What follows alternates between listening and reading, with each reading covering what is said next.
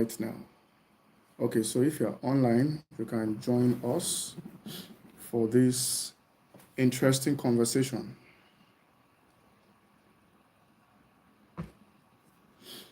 Okay, you can join us, and I would like to see who is online. I'll wait for a few minutes for people to join us.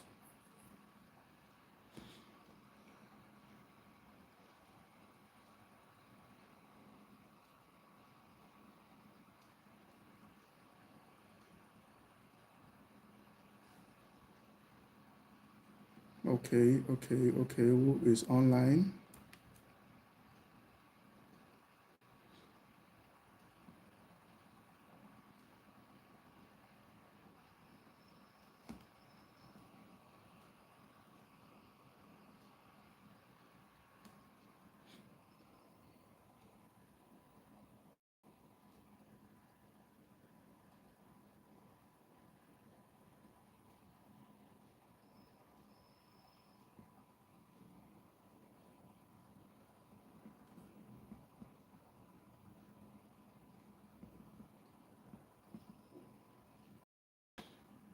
Okay, so we will start the conversation right away. We'll start the conversation right away. And today we're talking about our leverage as believers in the marketplace, right? I believe that everybody is aware of a lot of things that are going on in the marketplace. So you see a lot of things going on, you see a lot of drama, and it looks like, all right, Mr. Shagun, you are welcome online, and we hope to have more people online. We hope to have more people online. You can help us to reach out to your friends, share with people, and let people join this conversation, right? So we're talking about the leverage, the invisible leverage that we have as believers, which is our spirituality. One of the things I usually tell people is that your spirituality is your advantage, and you should know how to use it, right?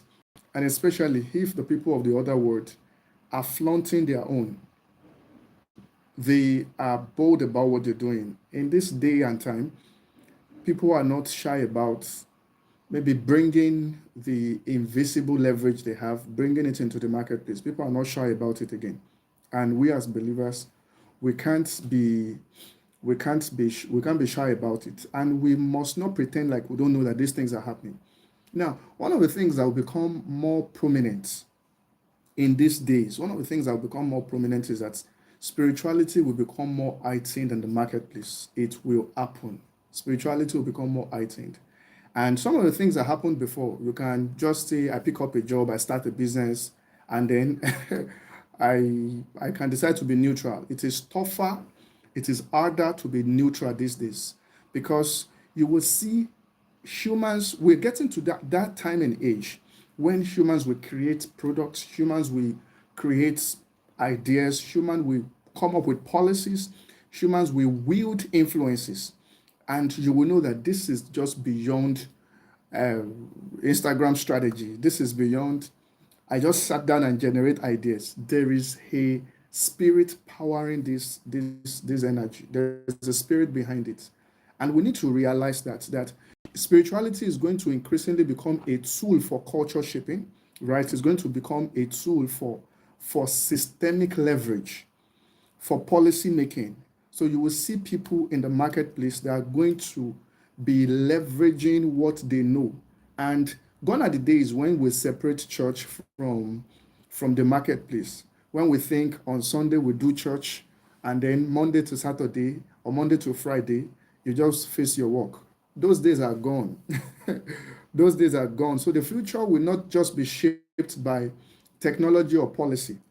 The future will be shaped by invisible leverage. If you see some of the tech giants, some of the giants in the various spaces, in the various industries, you will know that there is an invisible engine, there's an invisible power that is powering these people. And even though someone can tell you that, oh, my secret is that I'm just strategic, you know that, Oga, no be just strategy they do.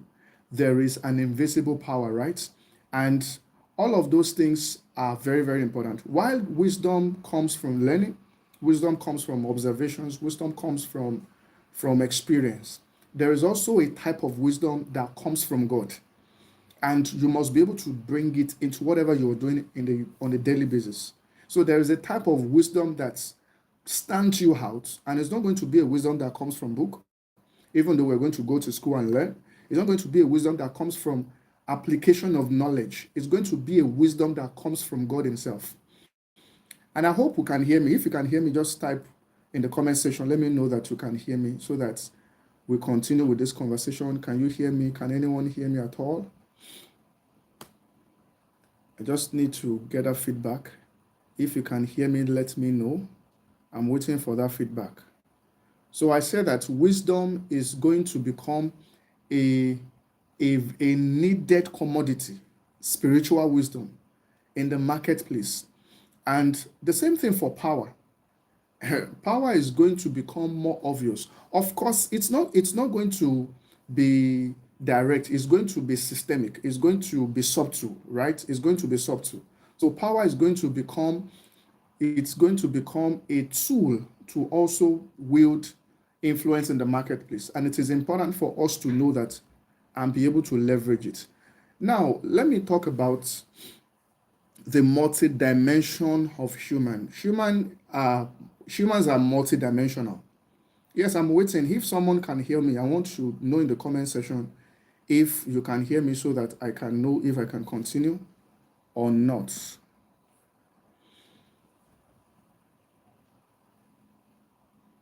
Okay, let me check if there's anyone that is saying something.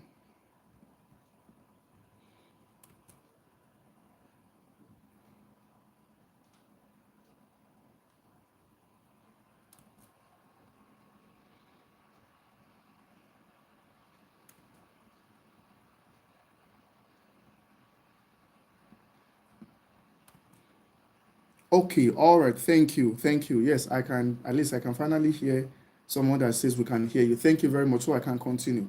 So I said I want to talk about the multidimensional capacity of human. And why humans are physical being, we are beyond physical being. And the earlier we recognize that, thank you very much. The earlier we recognize that as humans, we are not just physical being, right? And we have various dimensions to our experiences as human. Number one is that, of course, the basic one, we are physical beings, right? So humans are basic human being, right? Physical being.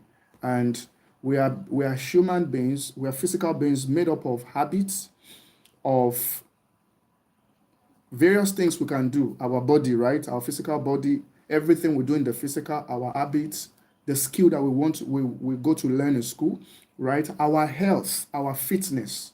That is one dimension of humans. And you must be able to understand that dimension and be able to work on yourself very well. And the second dimension of humans is the emotional dimension of human. That is when you talk about the thinking, the intelligence, your ability to learn, your ability to recall, your ability to analyze, your ability to explain. That is the intellectual part of you. There is also the emotional part of humans. I said the first one is the physical dimension, the second one is the intellectual dimension, the third one is the emotional dimension. That's the part of you that can connect with other humans, right? You can feel the world around you.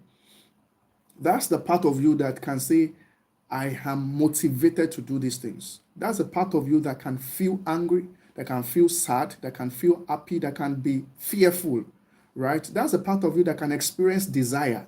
So when you say, I desire to do this, I desire to do that, that's the emotional part of you finding expression, right? So that's the part of you that we can say, don't give up on something because, right, you can invest your emotion on something and you can stay on it. So it's the part of you that drives every other thing.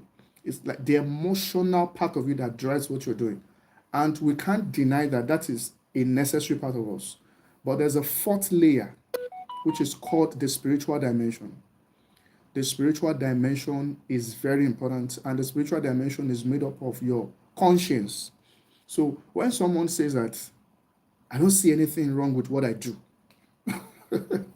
that is the spiritual part of them, right? It is conscience, the voice of the conscience. And we have what we call intuition. That's our ability to know things supernaturally.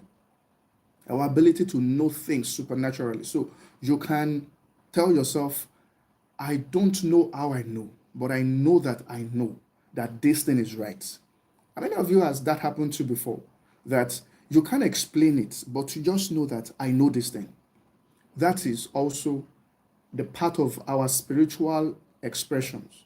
We also have what we call our communion, the part of us that want to connect with the invisible force.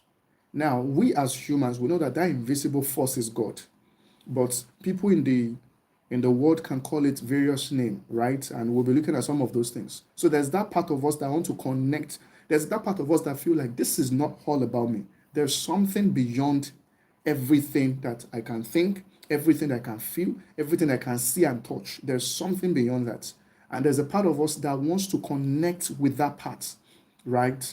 And that's the spiritual part of us. So when a believer, for example, when you're worshiping God, when you're communicating with God, when you're reading your Bible, when you're praying, that is the spiritual part of you, which we call the spirit, communicating with another force. In this case, we know that that force is God, like I said, right? That's the part of it that wants to communicate. So we know that beyond everything we can feel, beyond everything we can relate, beyond everything we can see, there is an invisible force. And people that don't believe in God, they usually acknowledge that there is an invisible power behind everything that we see as humans. That all that we see is not all that is, right? So they believe that there's an invisible force, and that invisible force must not be denied, right? And while our physical dimension, our emotional dimension, our intellectual dimension, while they interplay to interact with the world around us. For example, when you're speaking, there's a way you speak intelligently. When you go to school to learn, you are developing the intellectual part of you, right? So when you tell someone, I don't like what you did, you're experiencing your emotion. It is also part of our humans, right? And when you pick up something, when you touch something, when you are learning a skill, when you are learning something, and you are hearing with your ears, that is the physical part of you finding expression. In the same vein, we have the spiritual part of us finding expression.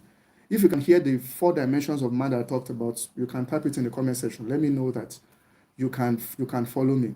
So all the four dimensions of humans must interact together for us to have a holistic life. The physical, which is what we call body, right? And then your soul, which is what I divided into intellectual and the emotional. Then your spiritual, which is your spirit, communicating with God, having the ability to pick up things supernaturally. Even unbelievers, sometimes you hear people say something like, I don't just know, but I usually know something before they happen, and they are not born again. It's possible. It's possible because there is this part of us that still connects with the spirit world, because we are originally by design, we are designed to be able to connect with the spirit world. So our our our our five senses, our emotion, our intellect, our physical body is not suspended because we are spiritual people. We don't suspend our mind.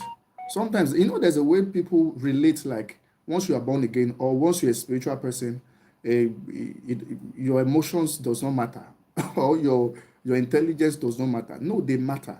Our intelligence matter, our emotions matter, our skills matter, everything we do, our health, they matter. Discipline, right? The effort you put into your craft, the effort you put into your trade to be good at what you do, to go to school, to learn various things. Those things are very, very critical and they're important. But above that, we now have what we call the spiritual leverage. So the spiritual is like a force that comes to amplify what is happening in those other worlds. So we must pay attention to all four dimensions to make a lasting impact in life. And the parts that we ignore, is that part where we may experience defeat in life. And I believe that that is not what we desire. Nobody desires to have defeat in life. So the next part I'll be talking about is the spiritual influence in human civilization. Spiritual influence in human civilization. And let me know so far if you can hear me, and let me know those four things that I've taught earlier in the multidimensional human. So, what are the four dimensions of humans that we interact with or that finds expression on a daily basis? When you go to school, you are developing your intelligence. When you are relating with your friends, when you are relating with people around you, your colleague, your emotion is finding expression. When you are telling yourself, I'm not going to do this, I'm going to do that, you are disciplining yourself. Your habit, what you do daily, you brush, you comb your hair, you dress up. That is the physical part of you finding expressions. But when you can also reach into the inner part of you, and you can connect with that spiritual world. And God, of course, wants us to be wants us to follow him, and he wants us to submit to him, so that it's possible, because we have two dimensions of the spirit world. We have what we call the spirit realm of light, we have what we call the spirit realm of darkness. And when we begin to explore the spiritual dimension of humans, and we are not doing it carefully as laid down by the scriptures, we may end up in the spirit realm of darkness, and it is still a spirit realm, nevertheless. But we know that we have been given power over the spirit realm of darkness, and we are supposed to use our leverage as believers, right, to engage. So across civilizations, humans have usually described themselves as more than a biological species. We are more than body coming together, bone, cell, organ, tissue, blood. We are more than those things. We are more than everything biology can describe out of us. Biology can describe the physical part of us, but the spiritual part of us, biology can describe it. Or maybe maybe biology has gone beyond talking about the physical life, right? But as long as what I know, biology still talks about the physical part of us, our blood, our everything from our head to our toe, right? There's also psychology that tries to look at the intellectual, the emotional part of humans beyond the physical part of humans. There's also the intellectual, there's also the emotional part of human, and psychology tries to look into that, right? So you hear words like psyche. That's the Greek philosophy. They believe that there is something about human that is beyond just what you can learn from reading, or what is seen about you. There is a deep part of humans that they just explain it and call it the psyche, right? In the words of Plato, right? Plato talks about the unseen form of man, that there's an invisible part of humans, right? And of course, we as believers will believe that man is a tripartite being. There is spirit, there's soul, there's body. In modern psychology, you hear things like the subconscious mind. That's still an attempt to describe the invisible part of humans, that beyond the physical human there is something going on inside, right? And then you hear words like the subconscious mind. In fact, I've heard words like superconscious mind. Those are attempts to describe that man is beyond just mind, intellect, body, the nervous system, the skeletal system. Man is beyond the system, the tissue, the organ. Man is beyond that. There is something that is deeper than what is visible. And they believe, in fact, it is believed that the subconscious mind influences everything that you do. That man behaves from inside out. That you come from within, right? And we understand that beyond just subconscious mind and all of those things, there is what we call the spirit of man, right? There's a spirit of man. Even we now have a new field called the neuroscience, and those are human ability, scientific ability to explain that man is beyond just matter. Man is beyond just human. There's something about us that is invisible. And how can we understand that invisible part of us? And how can we tap into the power of that invisible? So neuroscience, modern psychology, these are attempts to study the invisible part of humans and to see what is going on, right? You begin to hear intuitively. I can know something intuitively, right? Those are the attempts to describe that there are things that are going on beyond what we can see. And we need to also understand that the visible world and the invisible world are they are operating simultaneously. In some churches they will say things like, "Let us be in this. Let us be in the spirit realm," or "Let us be in the spirit." No, we are always in the spirit. There's nothing like "Let us be in the spirit." As you are right now watching this, you are both a spiritual entity, an emotional entity, an intellectual entity, and a physical entity at the same time. And all the dimensions are finding expressions at the same time. All the dimensions are finding expression at the same time. So there's nothing like "let us be in the spirit." No, we are in the spirit, right? We are always in the spirit. Whether we are interacting with that realm or we are conscious of that realm is another thing. But are we in that realm? Yes. Are we relating with that realm consciously or are we interacting with that realm? That is another question. And one of the things we're learning today is to be aware that beyond your intelligence, you have an advantage that can make you victorious in life. Beyond your skill, beyond your ability, beyond your certificates, beyond what you learn in school, beyond your business, your career, you have an invisible force. And you must learn, number one, you must be aware that it exists. Number two, you must learn how to leverage it to produce supernatural results. You must learn how to leverage it to produce supernatural results. Okay, so one of the things that even describe that humans are supernatural. Someone can sit down and conceive an idea and say that is this, something that is that, and then 5 years later, 10 years later, you see exactly what they saw in their minds. Ideas become, but they were just created from the realm of the spirit to your mind. Now, because your mind is developed and you are exposed and you have a very skillful mind and developed mind, you can now work on that thing and turn it to an institution. But the idea itself come from the spirit realm, right? So you see, beliefs informing your behavior. Beliefs are invisible. Your behavior is visible. The idea is invisible. The institution is visible. The business is visible. Everything that man is doing today, everything that man is using today. And to the person, I just thought about something. But you know that for us as believers, the Bible says in, I think that's Job 28, Job 32, verse 8, that says that, but there is a spirit in man, and the inspiration of the Almighty gives him understanding.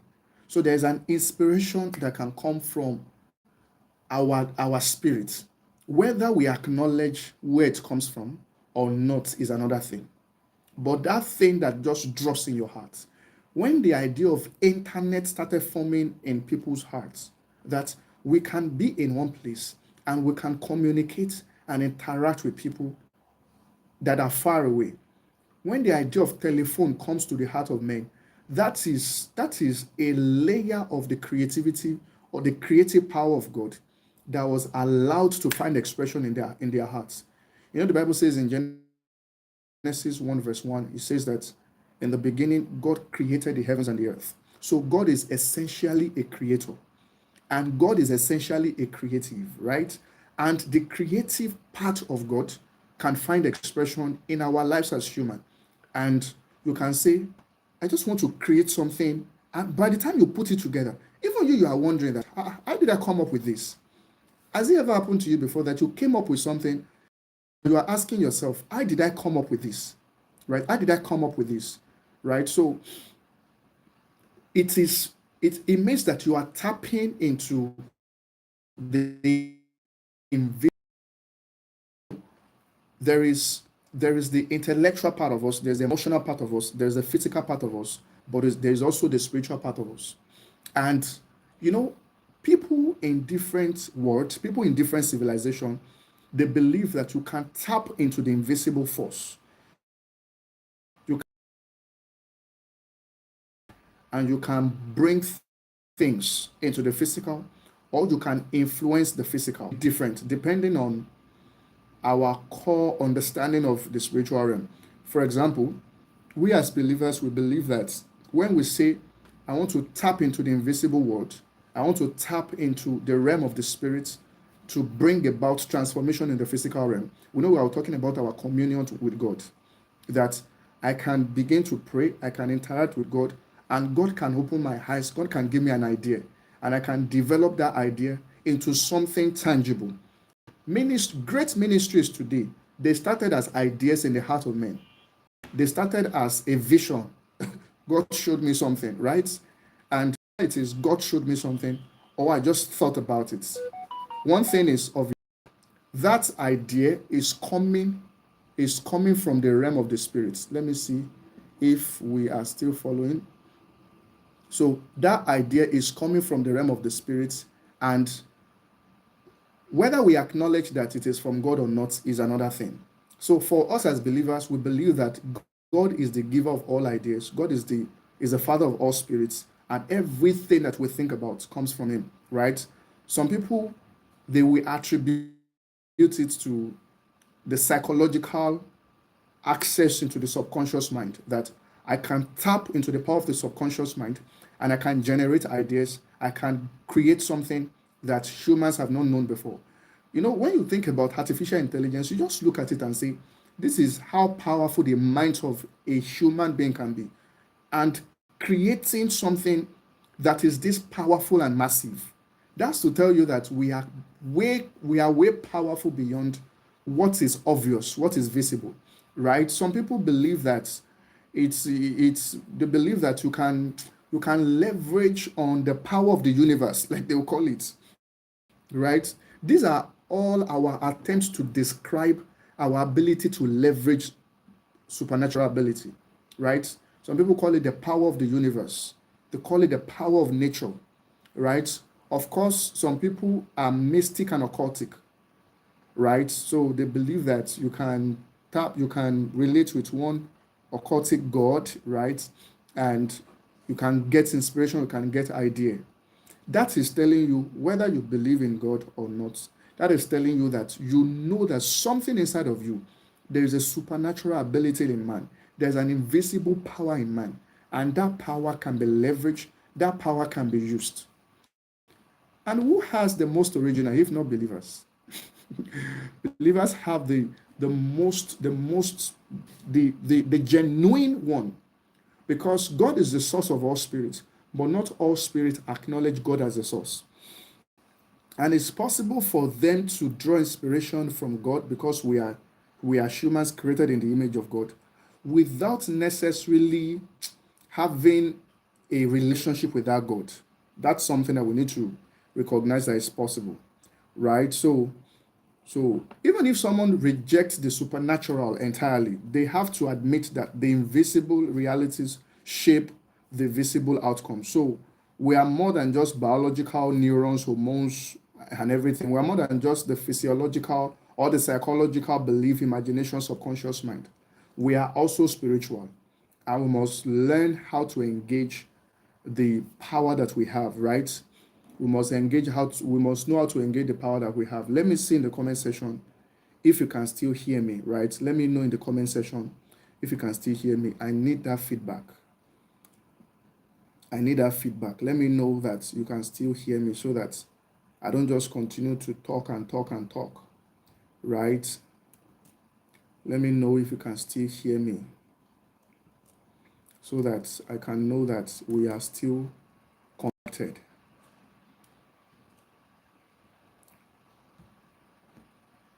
All right, so I'm waiting for feedback from us.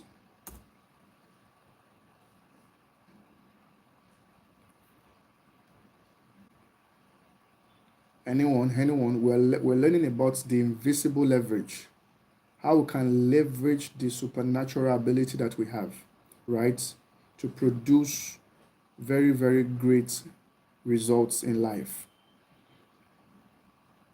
And historically, right, humans have humans have always interacted with the spiritual realm. Historically, we have always been people that interact with the spiritual realm, right? And of course, we do that in various ways. We do that in various ways. We do that in various ways. So some people believe that, of course, there's a stream that is the Christian stream, right? In history, we've had a lot of people that are church people, and they are great reformers, right? And they will attribute it to their relationship with God. That because I relate with God, I am able to come up with this, I'm able to do this, I'm able to attain victory in life. And all of those things are there, right? So there is one stream that produce prayerful reformers, disciplined thinkers, ethical leaders. We have a lot of scientific inventors that are believers, right? We have a lot of scientific inventors that attribute their works to their relationship with God. We also have the second stream that is like the occultic stream, right? Those ones, manipulation, mysticism, ability to manipulate and control systems, right? And there is the third stream that is just somewhere in the middle. Those ones are superstitious. They believe that there's just something, they just believe that there's an invisible realm that controls the physical realm, but they can't really articulate and explain it. And maybe there'll be the fourth there'll be the fourth layer, people that don't even believe that there is that invisible world. They just believe that everything we can see about us is all that is about us. And usually those ones are not the ones that move things. They're not the movers, they're not the shakers. Because the movers and shakers are those that believe that there is something beyond what we do. And at one point, you have to have that connection with the realm of the spirit, right? Okay, so now, we talked about, we said that the spiritual force is an invisible foundational force. The spiritual force is not the visible part of us. In fact, one of the things I usually tell believers is that you don't go to the marketplace and be speaking your church lingo and lingua. No, you pray and you come and manifest. You pray, then you come and manifest, right? So nobody stops building at foundation, even though the realm of the spirits, our spiritual leverage is the foundation, but nobody stops building at foundation.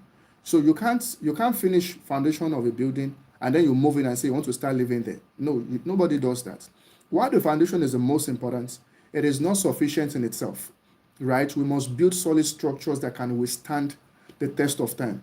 And therefore, there is the human effort in the equation. And I need to talk about that before we even take the conversation further. There's a human effort because we also have an extreme that believes that everything is in the hand of God. If I'll be successful, it's in the hand of God.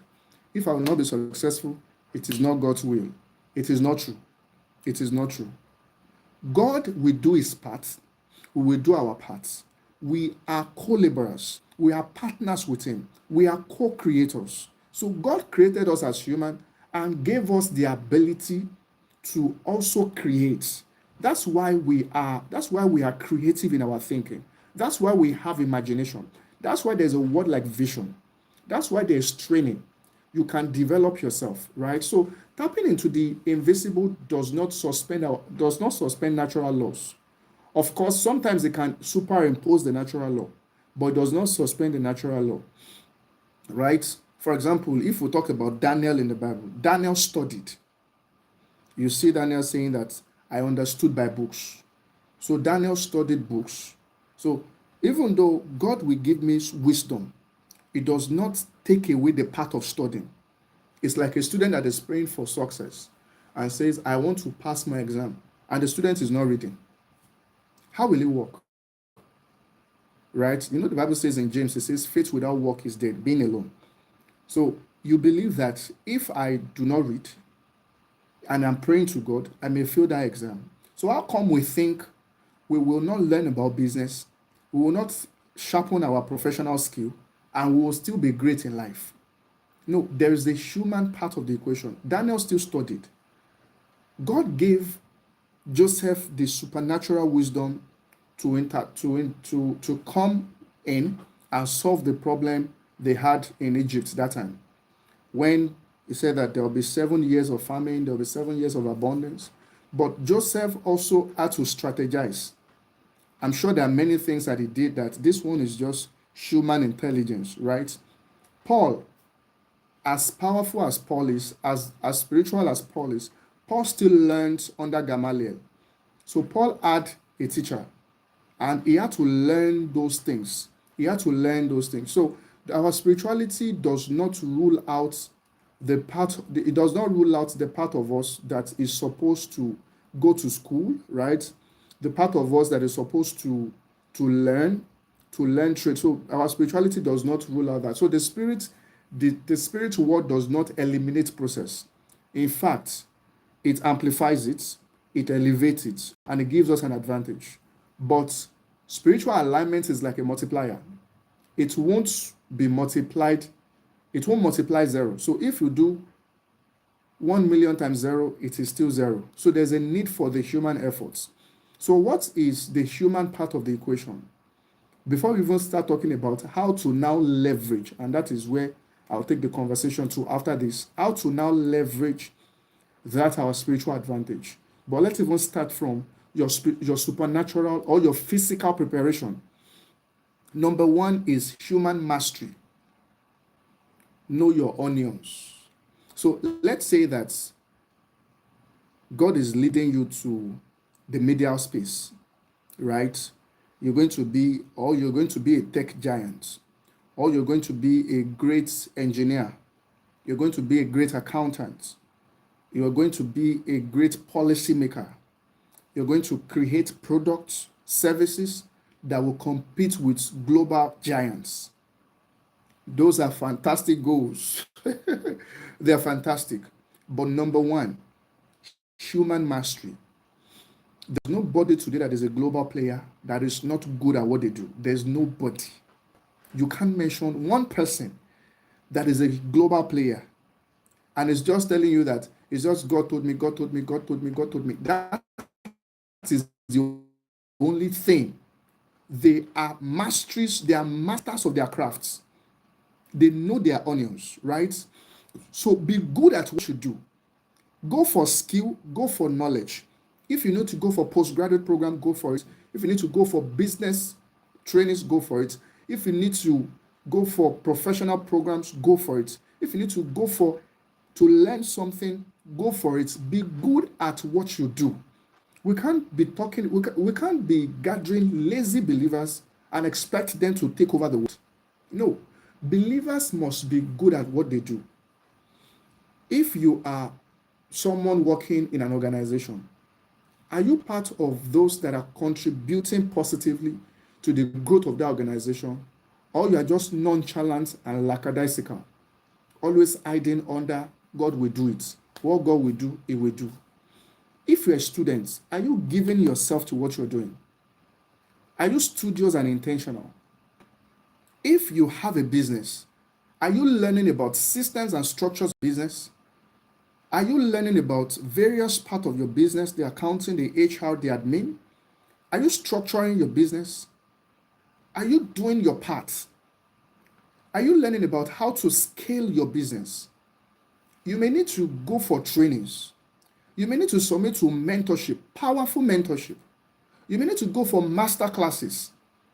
You must be good at what you do. You must get to that point where you can confidently say that when it comes to this topic, I am very good at it. When it comes to this aspect of my industry, I am very good at it. You must have something that you are good at. You must have an area where you are an expertise, not an amateur. You must be good at what you do. So that's number one, human effort, right? Number two is character and ethics. God is not going to do that one for you. You improve on your character and you embrace godly ethics, right? So be ethical, be consistent, be reliable. It's one thing to be good at what you do. It's another thing for your organization to say this person is reliable. She's good, but she's not reliable. That is not a feedback you want to hear. You understand? So be consistent.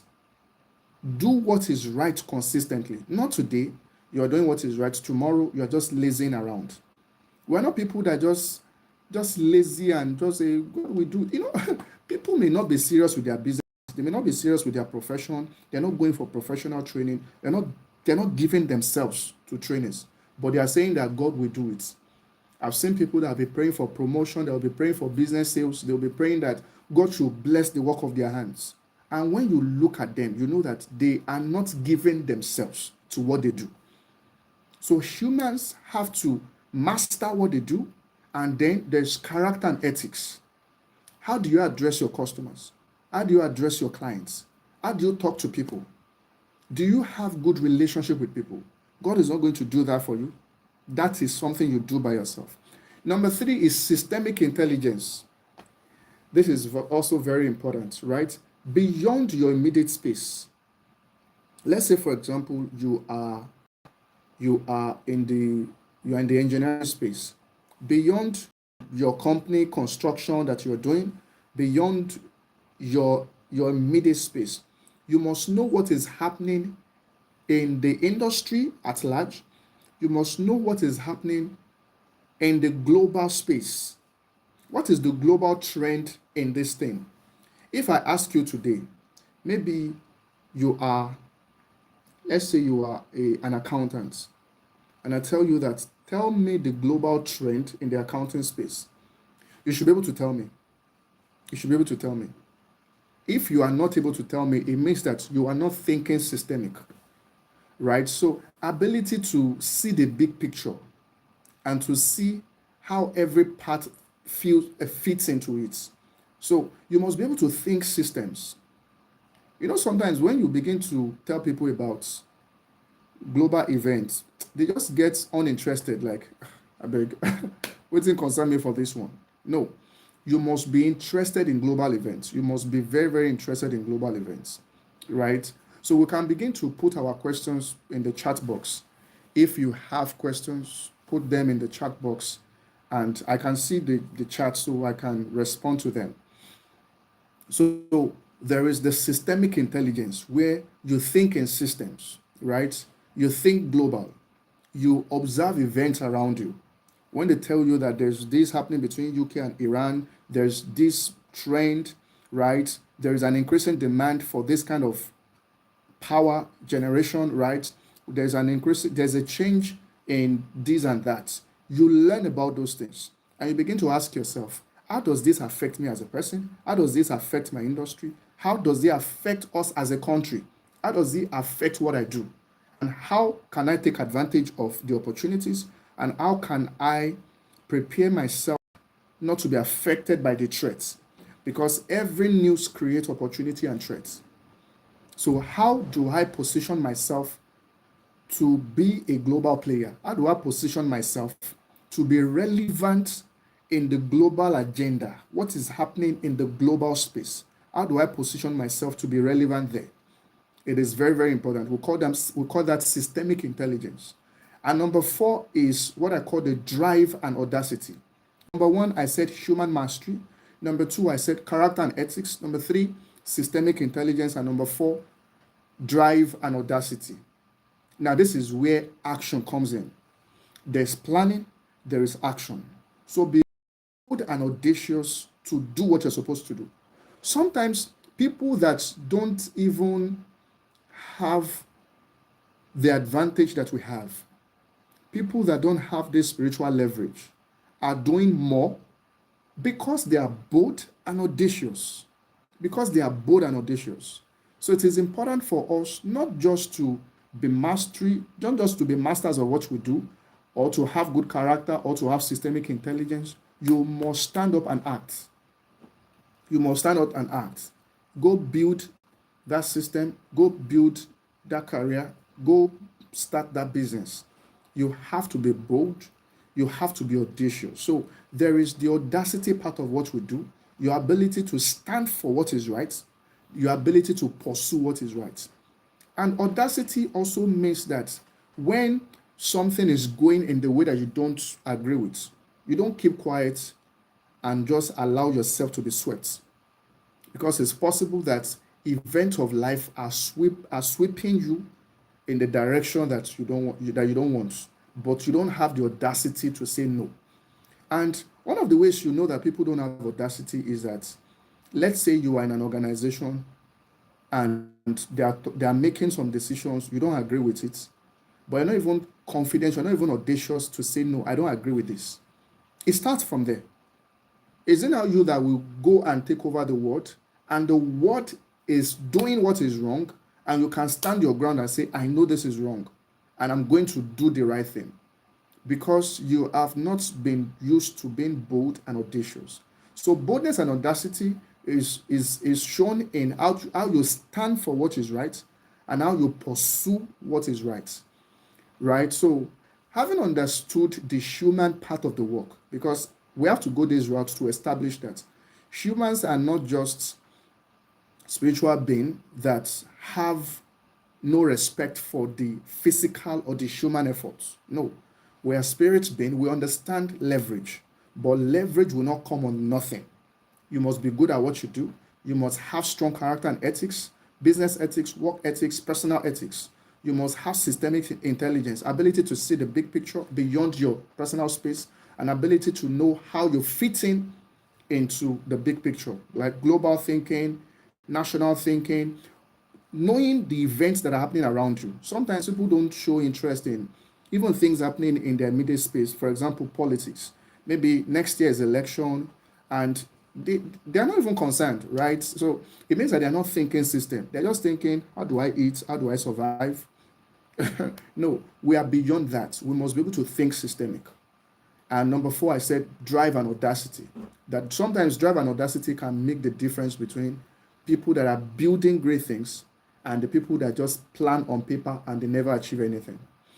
So the next part of this conversation, as I begin to round off, is now, how do you leverage that inner capacity that you have as a believer, right? Because your impact can be amplified, your impact can be multiplied because you leverage your spiritual ability. So in the modern age, you don't need to advertise your spirituality. That's the truth. You don't need to tell them, I pray in tongues, I fast and pray. No, you don't need to start advertising your spirituality. Sometimes people advertise spirituality and it is all noise and Christianese. No, we don't need that. Let people see what your spirituality can achieve, right? Don't just tell us you fast 5 times a day, a week. No, show us how this has converted into a great life, great work, great family, great system, great results in your life, personal, professional life. So that you don't just pride yourself in your spirituality and you can't convert it to something that is tangible, something that is material that we can relate with. So your results will reveal your convictions. You can tell people that I believe that God is powerful. Let us see it in your life, right? So it is not about noise now. It is about results, outcome. Your ethics can withstand pressure, right? That is how we know that this person is strong. Because it's possible that 5 people go through the same thing and one is still standing at the end of the day. So we know that there is an inner power that is driving this person's ability to withstand this kind of pressure. And in these last days, we'll face moral pressure, right? Pressure to do what is wrong. We will face a lot of pressures and your ability to stand. We have economic pressures also, and many people are falling under it. So if you claim you have God, if you claim you have an inner ability, let it show in how you live your life, right? And when people look at your output, they know that there is a multiplier effect. They know that there is something that is giving this person an amplified result that is beyond what is obvious. And then they can come to you and say, tell me. It can even show in character. And people know that normally I can't take this kind of thing. I can't undo this kind of thing. I will break down. I'll probably give up. I'll probably give in. And this person went through this kind of temptation. This person went through this kind of pressure and they were still standing.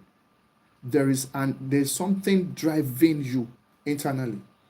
And that's when you start showing them the God of Zion, right? And what should be your take home? How do you begin to strengthen that inner ability so that you can now begin to leverage it in what you do?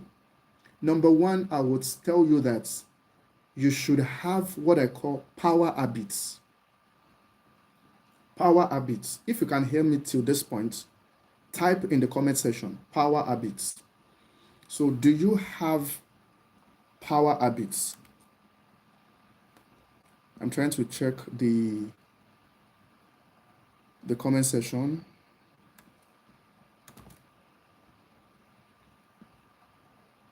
Power habits.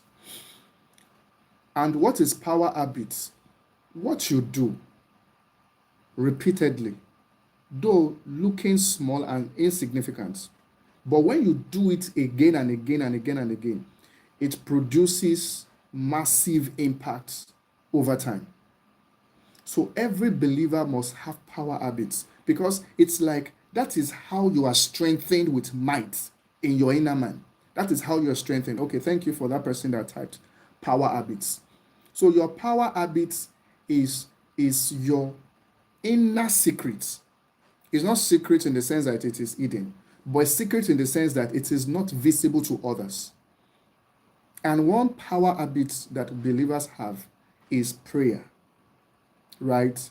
So your ability to pray and commune with God. Your ability to pray and commune with God is one ability that we have. So we have that ability to pray, right? And we can commune with God and we can get inspiration from God. So prayer is one thing that you can't joke with. If you are going to be strong in the world system, if you are going to be strong in the marketplace, if you are going to be strong, if you're going to have strong family, if you are going to be an excellent person, you need to have inner roots. Right? You know, the Bible says that the spirit of a man will sustain his infirmities. How will your spirit be strong? When you spend time with God. Prayer in word. Believers must be strong in prayer. Believer must be strong in the word. These are not days of they ask you simple questions about the Bible and you are confused and say, is that one in the Bible? You have to know your onions when it comes to the scriptures. You must know your onions, right? So prayer is how we get strengthened. Then we go to the word and manifest. But if we don't spend time to pray, so if you belong to a community that pray regularly, that's a good one. I'm not talking about people that just pray for bread and butter, right? Give us this day our daily bread kind of prayers.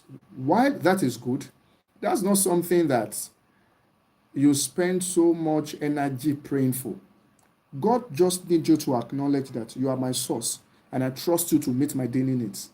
I can't spend 1 hour praying for daily bread. No, it's not supposed to be. It's my Heavenly Father, right? I don't expect to have a child that will sit together for 1 hour just to try to tell me that he needs school fees.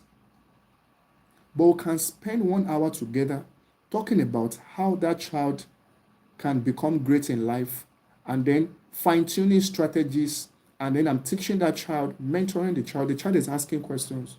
We can spend hours doing that. But daddy, give me school fees. Okay, I've heard you. Daddy, give me school fees. Daddy, give me school fees for 1 hour. No, we can't spend hours praying for daily bread. Daily bread is important, but God wants us to communicate it with Him and thank Him, and then we take actions. Prayer is a critical habit that we must ensure that we do every day. It is in your ability to pray that you begin to draw that inner strength. When you hear things like, God puts this idea in my heart, sometimes those things come from the place of prayer. Right? Number two is deep study. Just read small. I'm talking about deep study, right? Studying about your work, anything about your industry, studying about your industry, and of course, study of the Bible also. So, study the scriptures, study about your work, study about the environment around you, study about things, global events. So, when they tell you that this and this and this is happening in the globe, go and read about it. Go and read about it. They tell you that there is a war between this and this. Okay, China is making this move. China is doing that. Study about it. Don't just say that. How does that concern me? It concerns you. It concerns you. You should be conscious of global events around you. And I don't want to think anybody should be here that does not pay attention to global events. Global events. You should. Don't just say, ah, how does that one put food on my table? And how does that one affect the price of rice? I know. Recently, fuel pump price increased in Nigeria. That's because of an event that happened globally. There is a global effect that triggered a local event, right? So you can't think that global events don't affect us. Global events affect us. And beyond that also, God will also position some of us to begin to understand this global events, and to position us to solve the problem, or at least to contribute our own. So you must be intentional about global events, because God's agenda is global. So you must know what is happening in the global space. So deep study. Sometimes when I sit down with AI and I'm asking about maybe some things that are happening in Kyrgyzstan or about Russia, I'm studying about Middle East, I'm studying about India and China, what is happening in America, I'm reading about Europe, right? I'm reading about the future trend in the tech industry, the future trend in the in the in the agriculture industry, right? Those things concern us. Those are signs that you are a global person. A global person is interested in global events. If you're not interested in global events, it means that you are satisfied being a local player, and that should not be you, right? Number three is that you should have long-term thinking. Long-term thinking. You should be able to think beyond the immediate. Yes, you are working and you are earning, but beyond this, what is the long-term thinking? Yes, you are a student, but beyond being a student, what is the long-term thinking? Yes, you are a wife, you are a husband. What is the long-term thinking? What is the big picture? What is your vision? What do you want to do with your life? How many of us have 5-year vision, 10-year vision, 20 years vision, 40 years vision? Or you just anywhere belle face? Have you sat down and asked yourself, what do I want to do? Where do I want to be in the next 5 years? Where do I want to be in the next 10 years? Where do I want to be in the next 20 years? And don't say when we get to the river, we know how to cross it. If you wait to get to the river before you know how to cross it, you may be drowned. So cross the river now. Does it mean that everything will go exactly as you planned? No. But does it rule out the place of plan? No. So you should plan. What do I see myself doing in the next 5 years? And sometimes by looking at your 5 year vision, your 10 year vision, we can know if you are a serious person or not. We can know if you're a serious person or not. And when we see what you say you want to do in the next 5, 10 years, we'll now look at your life on a daily basis. Is this person living intentionally? Is this person living according to a script? Is this person living carelessly? When you see people that live intentionally, you see it in how they live. You see it in how they live. I'm still watching out for questions, in case you have questions. You see it in how they live. There's a way you can look at somebody's life and you know that this person is intentional about their life. This person is not just living anyhow. There's something about them, right? So that long-term thinking is very, very important. How does what you are doing now contribute to the big picture? Yes, you are a student now. Sometimes I ask students, I said, you are studying, let's say you are studying microbiology, and I ask them, do you want to build a career in microbiology, or do you want to build a career in something else? And I hope you know that there's nothing wrong with building a career in something else. And it doesn't mean that your time on campus was a waste if you did not work with your certificate or something. No, most people will not work with their certificates. But the school gives you an opportunity to develop network, to develop ability to think, to fine-tune your skill, and to learn leadership capacity, right? The school system develops many parts of you that you can now use in what you do, even if what you do is not exactly what you study.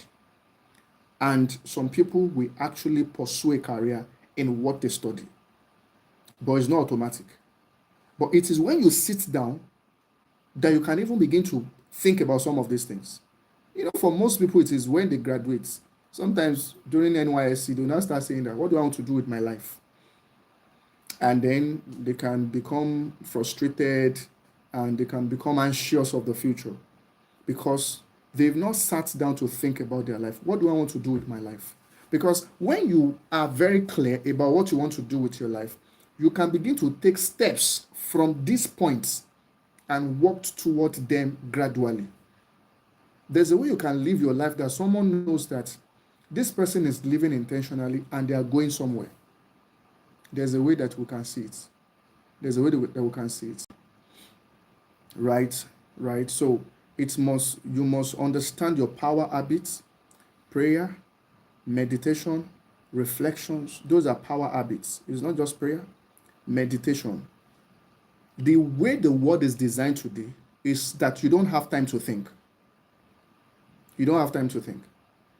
You notice that sometimes when you are in the middle of two activities, for example, you go to a place and you are waiting for someone, you just bring out your phone automatically.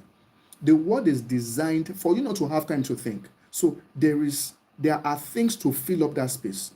There's so much videos online, you can't finish watching them. You can't finish watching them. If you have nothing to do for the next 5 days, let's say there's public holiday tomorrow, for example, and you didn't have any specific plan on what to do with it. You can sit down online and you will just be busy. But you can intentionally create a time when you are away from gadgets. You just think about your life. You plan, you meditate. Some of the things God has told you, you can think about them, right? There's something we call social media fast. When you take time off social media to reflect, to plan your life, because you can join the rat race and you are just running and running and running. These days we have a fanciful word for it. We call it hustling. And then you are just in the hustle and bustle of life and you are not even sitting down to think.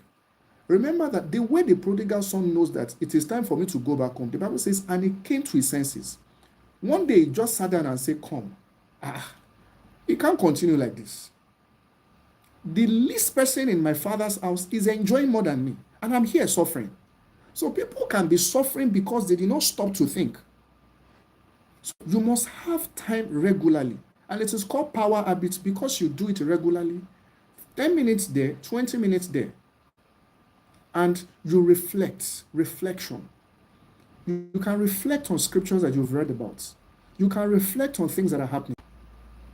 One day I was looking at it, I said, Africa is the youngest population in the world. What does that mean for us? What does that imply in the next 30 years?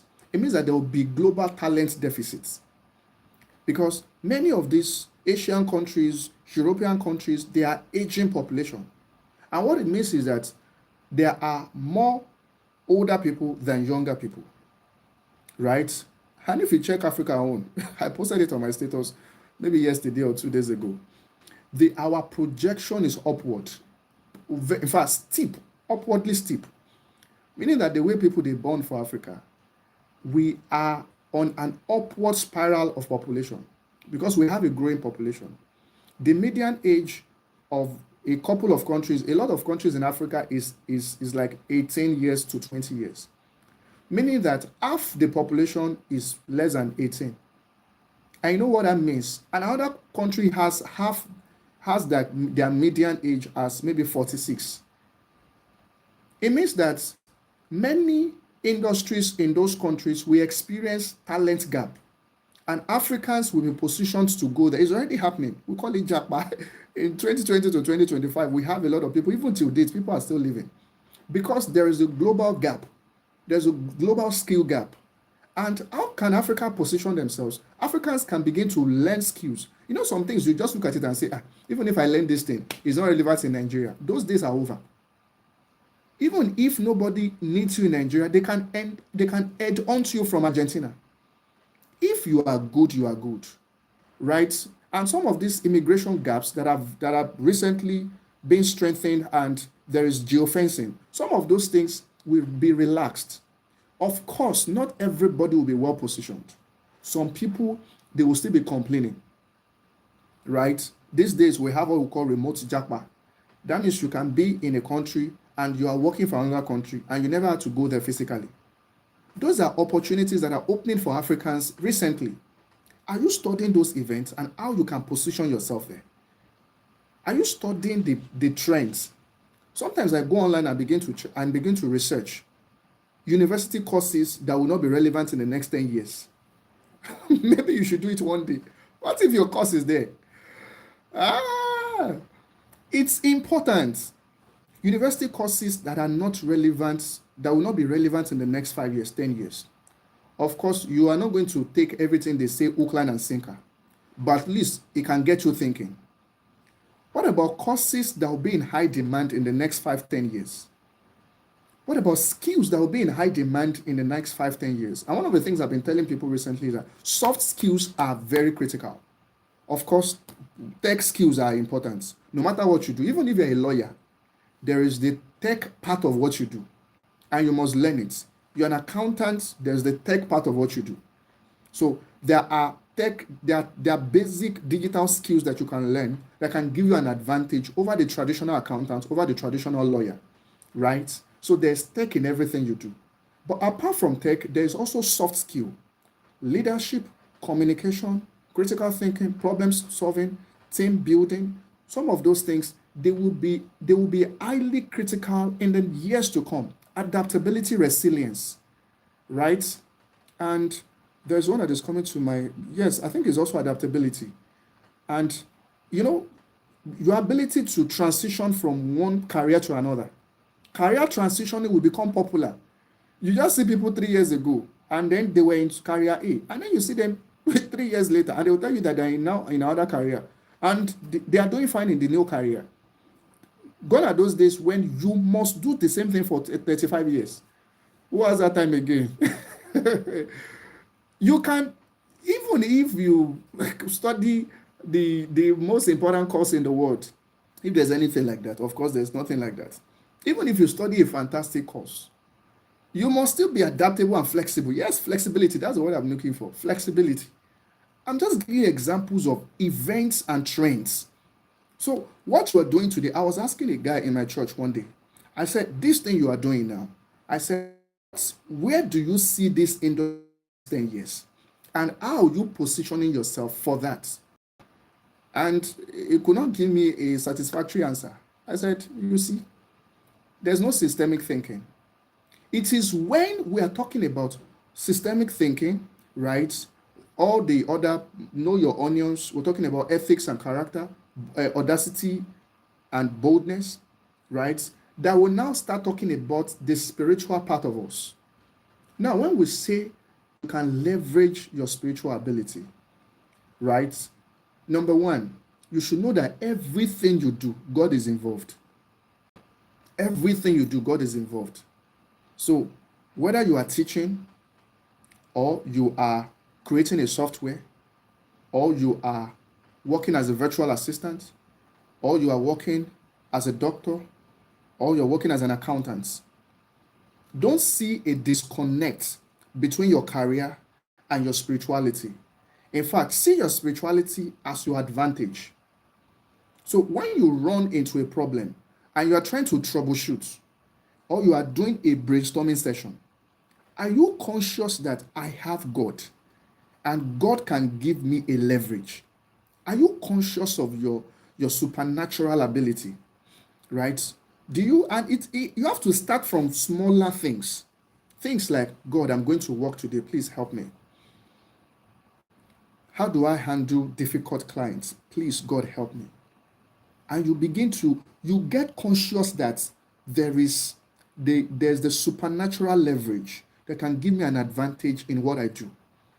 You have to become conscious of it before you start talking about using your supernatural advantage to even change, to even do culture shaping. These days you hear words like culture shaping, right?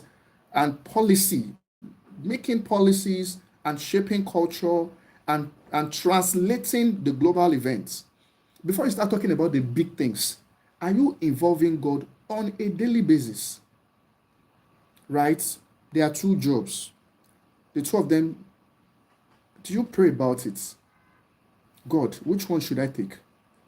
There are two businesses before you. Do you pray to God to guide you, to direct you? Someone that have not been praying for God to lead them and have not been conscious of leveraging their supernatural ability, that they've been making their decision 100% with their brain. That is the intellectual part of them, which is not wrong, but they've been making every decision 100%. Then they start talking about global agenda. No. It has to start from simple things, right? You're a student. God, as I read and prepare for this exam, I receive your inspiration. I receive your wisdom to read the right things so that you don't spend time on reading what is not going to come out. And these are ways you can leverage your spirituality. I used to tell people, I say, your spirituality is an advantage. Use it. You're not just a child of God for nomenclature's sake. Are you a Christian or not? You say, I'm a Christian. No, beyond that, how is your Christianity showing in the results you are getting in life? You're getting in life. And you can sit down and read, and you can have supernatural wisdom to comprehend tough things. Ability to solve riddles, understand hard sentences. Like it was described about Daniel in Daniel 5 verses 11 and 12. Ability to interpret dreams, solve difficult sentences. They gave you a task in your office, and they said, we need you to deliver this thing in 3 days. You don't say, you want to kill somebody. This one is not possible now. It's not possible now. And you are claiming that you have wisdom.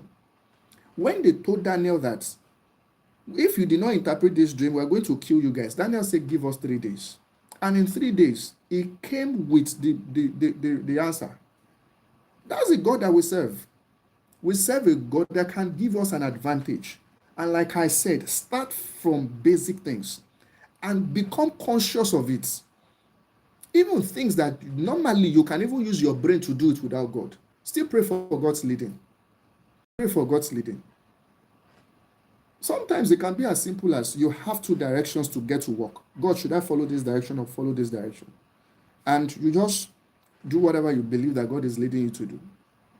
It is not even about the action. It's about cultivating that relationship with that internal ability. with that invisible force within you. Help, we can still hear me, and I hope that we are understanding what I'm saying. That start from basic things, then you begin to glow, you begin to go into bigger things.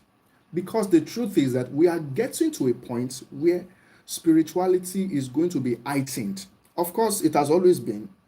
It's just taking a more intense, because the end of the world is coming. So the forces, the spiritual forces are contending together for everything we see around. So they can manipulate the economics to frustrate believers. And people will stop going to church because they are doing 2 jobs, 3 jobs, right? And if you don't understand that some of these things, they are not just ordinary. They will collect your Sunday. You don't even have time for God, right?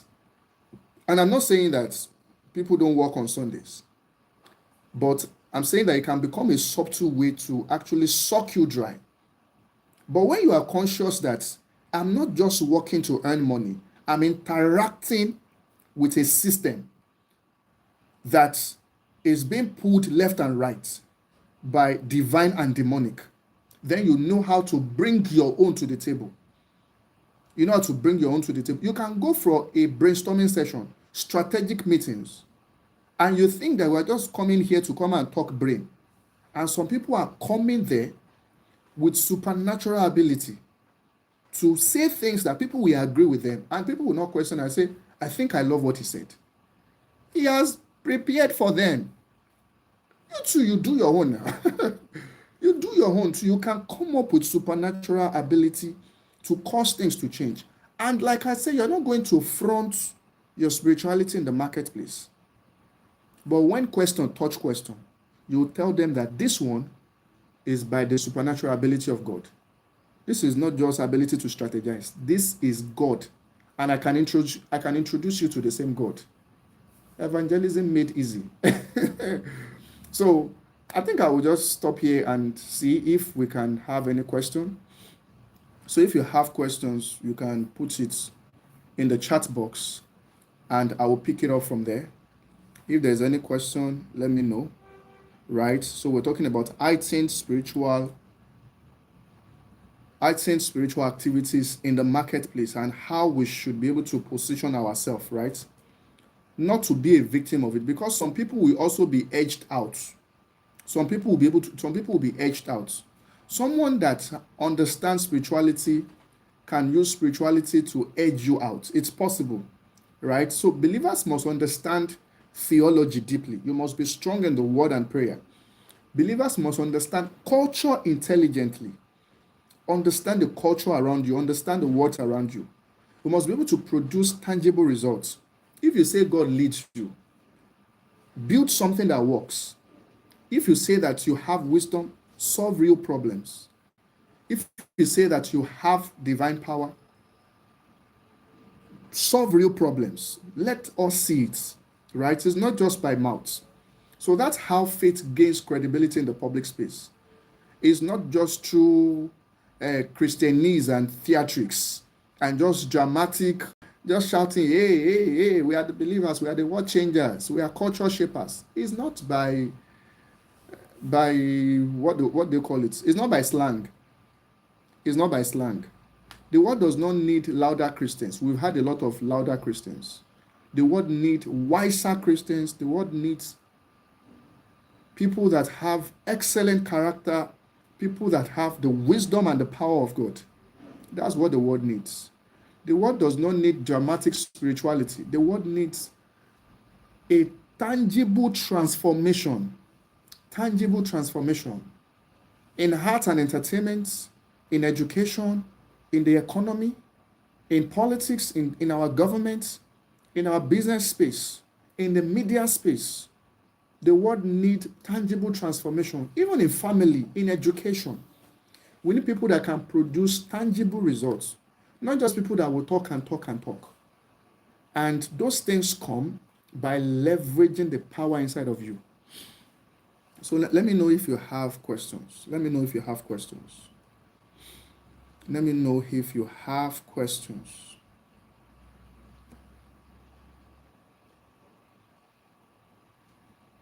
Do we have questions?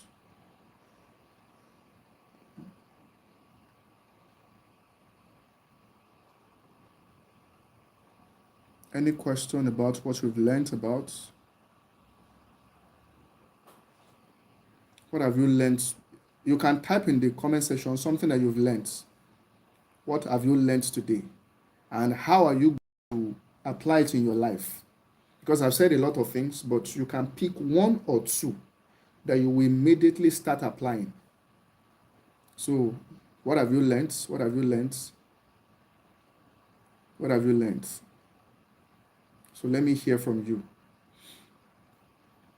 Let me hear from you. What have you learned from today's session?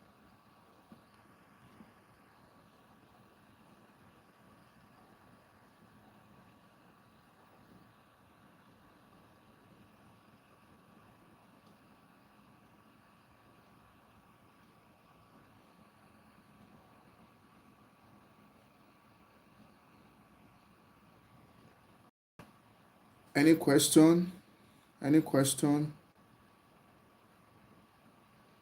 Any question from anyone?